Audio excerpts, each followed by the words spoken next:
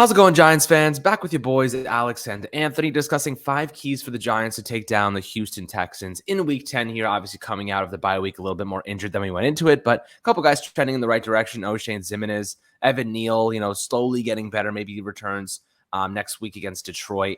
And then, of course, you have Ben Bredeson, I think he's on IR right now. Shane Lemieux just returned, so we'll see. They have about 3 weeks to determine if he will be on the active roster or not. Nick Gates is taking steps forward. So we are getting a little bit healthier. Kenny Golladay is supposed to play and feature in this game against Houston, and we talked about him yesterday and taking a bigger role here and really helping rise to the occasion and help this Giants offense. But ultimately, the Texans are an interesting team. They are pretty one-dimensional by most accounts, and the Giants are not good at stopping that one dimension. So they're going to have to play better. They're going to have to play disciplined and physical. This Texans team relies heavily on the ground game. They're not a really good passing team, especially with Brandon Cooks kind of like frustrated right now, but he's expected to play. So we're going to go through 5 keys here on how the Giants can emerge victorious in this one. Before we dive into it, Anthony, how do you do, my friend?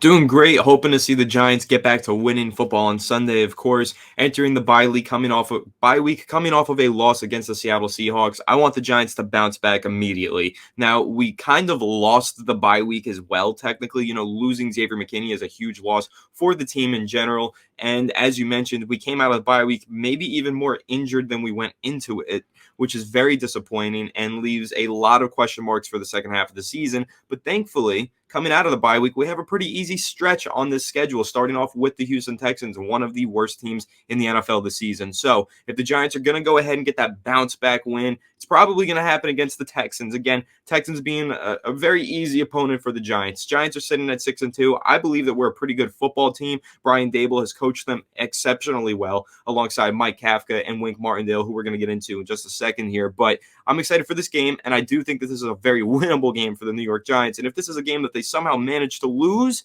man, we might see the train go off the tracks here.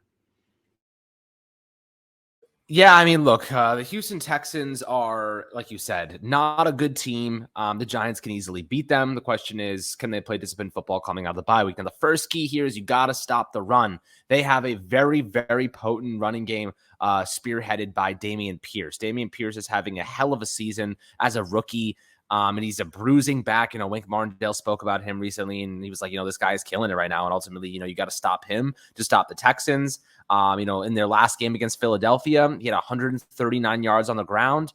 He's extremely dangerous in that facet. He's not the best, receiving back in the world, but he is a strong guy, and he's going to make some plays against this Giants team who is not very stout against the run, given the lack of linebacker support. And then losing McKinney definitely doesn't help either. So you're looking at a team that's going to really rely on him. In his last 4 games or his last 5 games, he has 4 of them with over 90 rushing yards, and he has 2 touchdowns in that span. So they're going to have to really limit him in that facet. They give him 20 to 25 touches a game. So he's definitely a big part of that. And then you're getting Brandon Cooks back too, which is obviously not ideal, but Dameon Pierce, guys that have to stand up in this one. I think, you're looking at guys like Jihad Ward, depending on, Ojulari is probably not ready just yet. So he's on IR. I believe he has probably a couple of weeks before he returns. Ward's got to step up. Tay Crowder, given he gets to actual reps, and we've talked about Micah McFadden replacing him recently, and I think he will probably get those reps in his stead. And then Jalen Smith, another guy, and Dane Belton, got to step up into the box and make some plays there with Julian Love moving back to free safety. So when you're looking at Dameon Pierce, how important is it the Giants stop him? Because in my opinion, if they stop Dameon Pierce, the Giants will win this game pretty handily. Yeah, I mean, the Texans are a little bit one-dimensional on offense. They don't have a lot of receiving talent, and they're playing with a quarterback who's a third-round draft pick, and he's nothing special right now. So the Giants are able to take advantage of that basically by shutting down the run and forcing Davis Mills to beat you with his arm. And so if they do slow down Dameon Pierce, they shut down the running game, this should be a pretty easy game for the New York Giants defense. It's really the main task at hand is go ahead, stop the run, and everything else will open up because the Houston Texans, like I said, very one-dimensional on offense. If they're running the ball and they're running the ball well, they can be somewhat dangerous. They can pull out some wins here and there. But if they don't have the rushing game going and they're forced to rely on a battered-up receiving core with very minimal talent, even worse than the Giants, arguably, when Brandon Cooks isn't out there, and with a quarterback who's not nearly as good as Daniel Jones, even with Davis Mills, when they're forced to rely on that facet of their offense, they're kind of toasted. So the New York Giants defense has to have one main objective, one main priority, and it is what you mentioned, slowing down Dameon Pierce, stopping the run. That is the main key to victory in this game, in my opinion. It absolutely is. And looking at the second key here for the Giants is the exact opposite. Run the ball effectively. The Houston Texans have the worst run defense in football. This relies heavily on Saquon Barkley, Daniel Jones. This is right up the alley of what Mike Kafka and Brian Dable have done this season. Run the ball effectively, run it hard, give your primary guys that ball and let them work with it. You know, Saquon was dealing with nursing kind of a shoulder injury the last couple of weeks, but the bye week, 2 weeks off, definitely goes a long way toward getting him to 100%. So definitely a good thing for Saquon. And, you know, Daniel Jones, you know, we're going to talk about kind of leading into the third key here is tons of play action and bootlegs. You know, Daniel Jones has really done well on these. They've managed to buy time with him. Eventually, he's going to have to show us he can be a pocket passer too. But they've done a really great job, you know, manufacturing space for him, manufacturing time with these play action bootlegs. If the Giants run the ball well, it's going to open up the passing game. It's going to open up opportunities for guys like Wandale, Darius Slayton, Kenny Golladay returning. So, you know, hopefully they can get their ground game running, which I believe they will, because that is really their entire offense right now. And, you know, Mike Kafka did say recently that they had been looking into things that they may have missed or things they can extrapolate on. And they found some really good stuff that they're going to build into this system, into this scheme, so they can, you know, continue to curate more offensive success. So that's a good sign. We'll see what they kind of come up with in the coming weeks here. But I definitely don't think they're going to stray away from relying on that play action, relying on the bootlegs, and putting the ball in Saquon Barkley's hands and putting the ball in Daniel Jones's hands and using his legs with his mobility. So, you know, when you're looking at the Giants right now, how important is it they run the football well? That's been their entire offensive strategy, and it's not going to stop right now, in my opinion. No, it's definitely not going to stop, and especially considering the fact that the Giants kind of doubled down on this offensive strategy, as we've mentioned quite a lot. At the trade deadline, they had an opportunity to go out there, find some receiving talent, try to boost the passing offense. They elected not to. They traded away Kadarius Toney, and in my opinion, they're just going to keep building on what they have right now. And what they have is a very solid rushing attack. Saquon Barkley playing the best football of his life, arguably better than he was as a rookie in 2018. And the New York Giants offensive line having some good moments here and there. Honestly, there are some good moments from the offensive line this year, especially in comparison to last year. A lot of that has to do with the fact that we have the best offensive lineman in football right now, Andrew Thomas at left tackle. He's been a phenom not only as a pass protector, but also in the running game. The Giants love to run behind big Andrew Thomas. Saquon Barkley gets a lot of yardage running behind Andrew Thomas. They can continue this game plan. What stops the Giants from winning these games? I don't really see any reason that the Giants should move away from this offensive attack, considering how efficient it has been for them. And not only has Saquon Barkley been great on the ground, but so has Daniel Jones. Daniel Jones is having a historic rushing season for a quarterback. I mean, we've never seen a New York Giants quarterback do anything like this in our lifetime. I mean, when was the last time the Giants had a quarterback that could rush like this? What, Frank Gifford back in 1955 or something? So you're taking a look at the Giants offense right now and what they're building. They have a lot of talent in the rushing game. Now, again, we've talked about it endlessly. They have a severe lack of talent in the receiving department. Daniel Bellinger being out of the lineup for the time being is a huge loss to the Giants offense. Daniel Jones relied on that tight end there to really create a lot of the yardage for the offense. But now he's going to have to rely on other people. Kenny Golladay re-entering the lineup. Hopefully that can be beneficial. But really, how can we trust Kenny Golladay to be a great player for us? How can we rely on any of these receivers? I don't know that we can, but I know there is one player on the offense that we absolutely 100% can rely on. Two of them, actually. Number one, Andrew Thomas, and number two, Saquon Barkley. We can rely on those two players. So you keep running the offense through those two guys, and the Giants can keep finding success and winning football games. That's absolutely right. And looking at key four here is going to be interesting with the absence of Xavier McKinney, that defensive backfield. That's limiting Brandon Cooks, right? He's their speedster. He is their game breaker. You know, he's the one that gets downfield. He can blow the top off a defense. And now not having Xavier McKinney, you're expecting Julian Love to be that guy that can stop him on the back end. But I trust Adoree Jackson in man coverage too. You know, I don't think Brandon Cooks is going to destroy Adoree Jackson that easily. I think he's had such a tremendous year. But for the record, that does not mean he doesn't need the over-the-top support, which is going to come from that free safety position in guys like Julian Love. So, you know, Cooks, he's pissed off. He wants to win. Maybe he wants to put his best foot forward and start just dominating for the rest of the campaign and showing another team why he's so valuable and why he should be there on a winning squad. So, this will be interesting for him.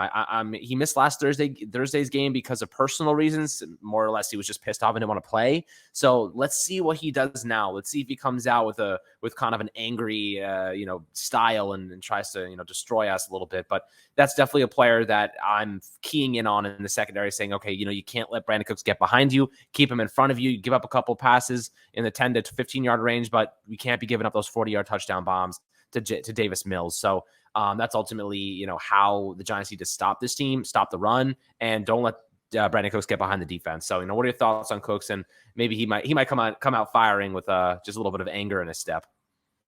Right, he's got a little chip on his shoulder right now, a little bit of a fire lit underneath him. So maybe Brandon Cooks comes out here and plays some of his best football, but I wouldn't count on that, to be honest. I think that the Giants defense has done a pretty decent job limiting wide receivers. We haven't had a game where one wide receiver just gone ahead and dominated us for 4 quarters. I haven't seen that happen yet, and a lot of that has to do with how great of football Adoree Jackson is playing. Adoree Jackson signed to be a CB2 for the Giants, has to play that CB1 role with the absence of James Bradberry. Now he's full-time cornerback 1, and he's done an excellent job. I think he's been as close to getting a shutdown corner as the Giants have had in some time here. So I really like what Adoree Jackson is doing defensively, and I totally trust him to limit Brandon Cooks, because one of the main things that we said when the Giants signed Adoree Jackson, Alex, was that he has the speed to go up against those top-end wide receivers, the fast, speedy, deep threat receivers like a Brandon Cooks of the world. That's what Adoree Jackson, those are the players who he matches up the best with. So going into this game, I'm confident in Adoree Jackson. I think that he can get the job done and then some on Brandon Cooks. And I think Brandon Cooks will be sufficiently limited by the Giants defense. Again,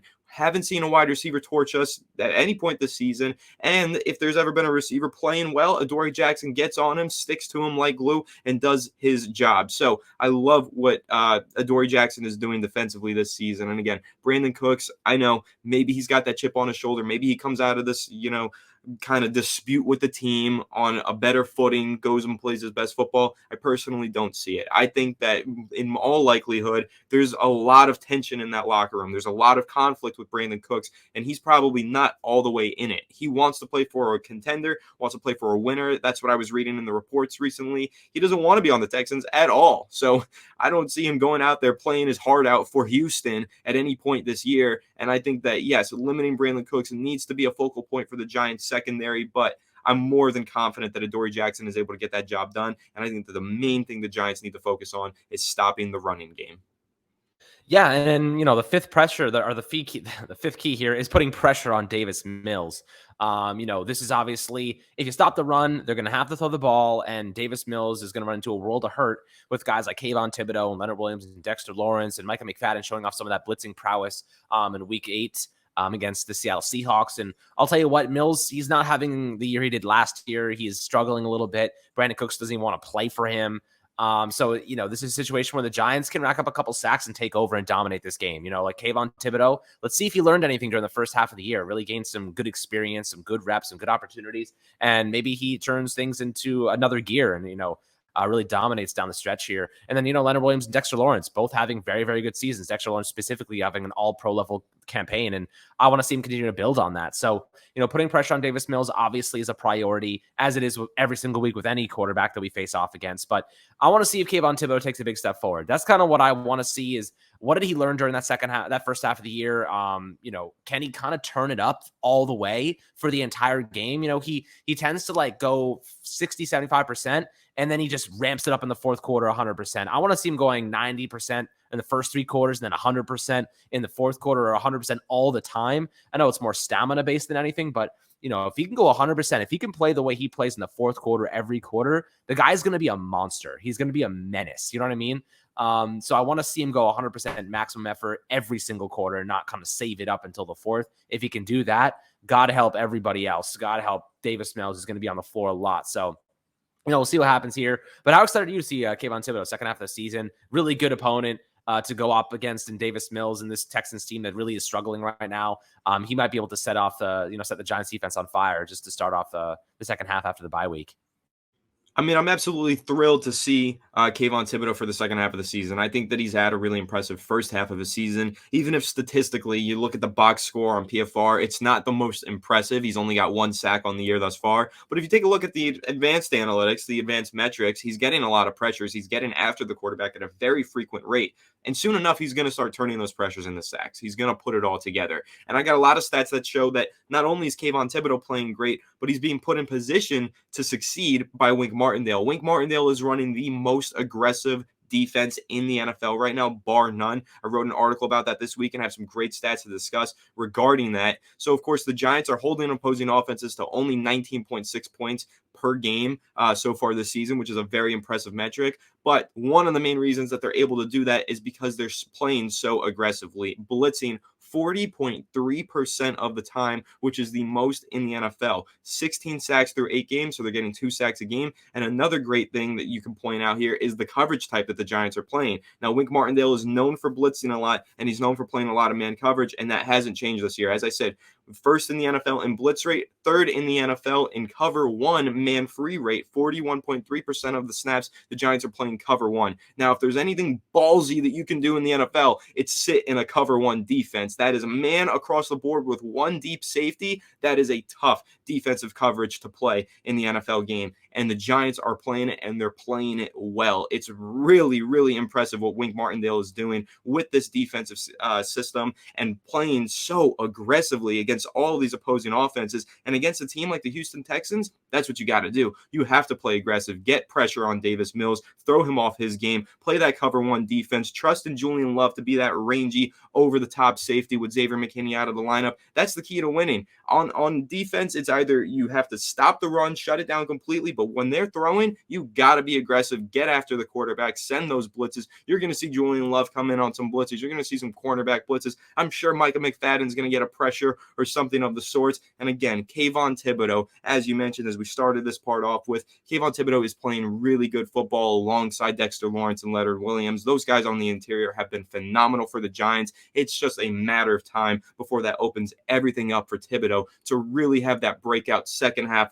of his rookie season. So it's going to be a big game on Sunday. I'm really confident in what Wink Martindale is going to be able to put together. I think that every defensive game plan he's put together through the first 8 games of the season has been really, really impressive. Even the games where the Giants have lost, you can't sit there and say it was a defensive fault. You could say the defense did their job, but the offense didn't do enough. And that's been a common trend here for the first 8 weeks of the season. I don't see any reason for that to change. Xavier McKinney not being in the lineup is a huge loss, but I trust in Wink Martindale to figure it out and get this defense going, continue the excellent play that we've seen from them. Again, it's just aggression from this Wink Martindale defense, and I love watching him go to work on Sundays.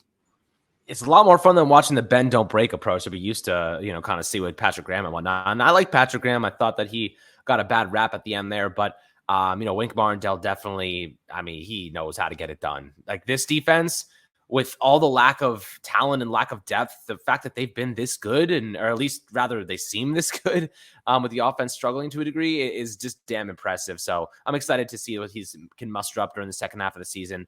Obviously losing McKinney is a big one, but I have no doubt he's going to find ways to generate pressure and generate some good production from this defensive unit. But guys, I'd love to hear your perspectives below in the YouTube comments about this Houston Texans game. How do you think the Giants have to win this one? Always happy to hear your opinions as well. Make sure to like and subscribe as always. Enjoy your Friday afternoon. A little bit gloomy in New York City today, but as always, a Guinness goes down nice and smooth in this type of weather. So hopefully you guys have a great weekend. We'll catch you guys on Sunday.